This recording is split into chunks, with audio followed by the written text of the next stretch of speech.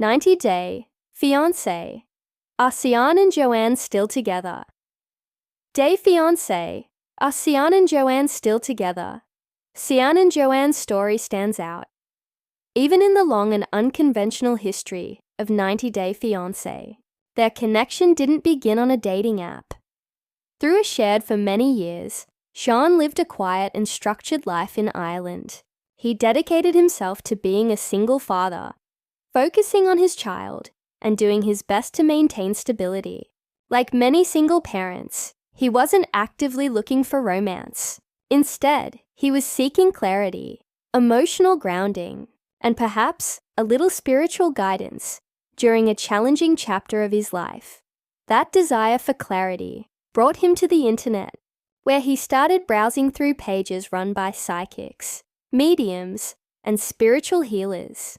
It was during this search that he stumbled upon Joanne, an American medium whose online presence had attracted a modest but loyal audience. Joanne advertised intuitive readings, guidance sessions, and emotional healing.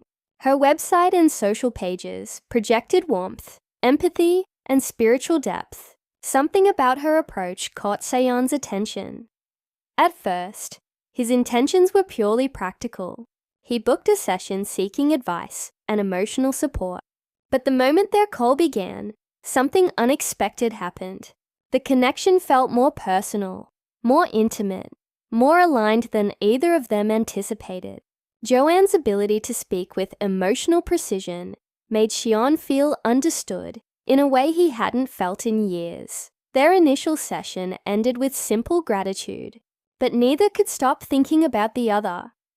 Over the next week, one conversation turned into several. Professional sessions slowly evolved into long personal messages, extended calls, and hours spent sharing details of their lives. From a spiritual consultation, their interaction transformed into a budding emotional bond.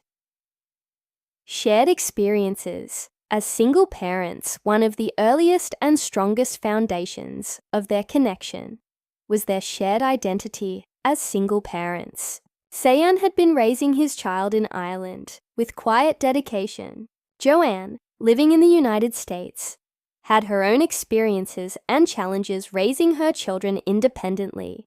The two found comfort in discussing the realities of balancing parenting, work, emotional fatigue, and the longing for companionship.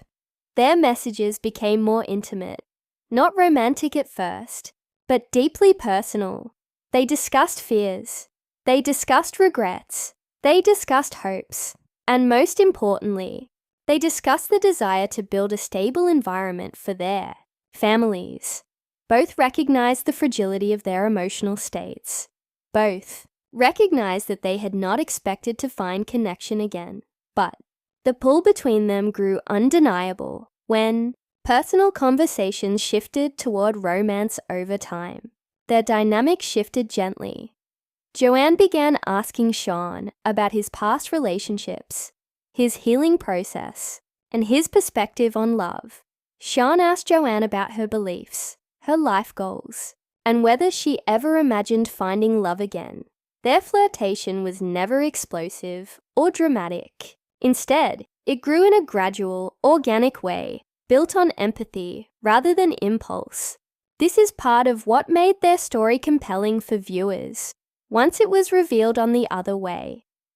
Their relationship seemed grounded in emotional understanding rather than superficial attraction. Eventually, they acknowledged their growing feelings. The medium-client dynamic dissolved, replaced by a genuine romantic relationship. Still, the challenges ahead were significant. Distance, time zones, cultural differences, parental responsibilities, and the reality that both were starting from scratch after difficult pasts. The question of distance. Seán lived in Ireland.